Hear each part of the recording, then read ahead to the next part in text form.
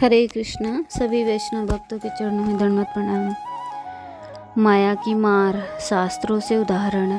तो हमारे परम पूज्य गुरु महाराज श्रीला क्रतुदास अधिकारी जी महाराज जी ने इस पुस्तक को लिखा है, माया की मार, कि हम किस प्रकार से माया की मार खाते हैं और हमें ये भी पता लगता है कि हम कहाँ कहाँ पे माया से मार खा रहे हैं।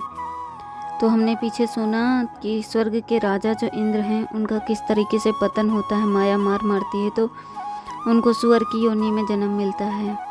तो अगली कथा श्रृंखला की ओर चलते हैं कि विश्वामित्र क्षत्रिय राजा थे। एक दिन वह युद्ध से आ रहे थे, तब वशिष्ठ जी के आश्रम में विश्राम करने के लिए रुके। वशिष्ठ विश्वामित्र बहुत आश्चर्यचकित हो गए कि एक ऋषि होकर उन्होंने इतना उत्तम प्रबंध कैसे किया। उनके सैनिक ने बताया कि वशिष्ठ जी के पास एक कामधेनु गाय है। विश्वामित्र ने उनसे गाय मांगी, वशिष्ठ जी ने मना कर दिया। तो यह मेरी पुत्री जैसी है, इसे मैं कैसे दे सकता हूँ। विश्वामित्र ने वशिष्ठ मुनि से युद्ध किया और युद्ध में हार गए और अपमानित हुए। उन्होंने सोचा कि मैं क्षत्रिय होकर एक ब्राह्मण से हार गया हूँ, मैं भी ऋषि बनूंगा।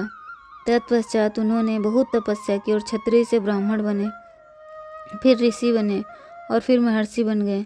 महर्षि बनने के लिए वह पुनः वन में तपस्या करने लगे। इंद्र ने उनकी तपस्या को भंग करने हेतु अप्सरा मेनका को भेजा। मेनका के आने की आहट से मुनि की आंखें खुली। मेनका अति सुंदरी थी।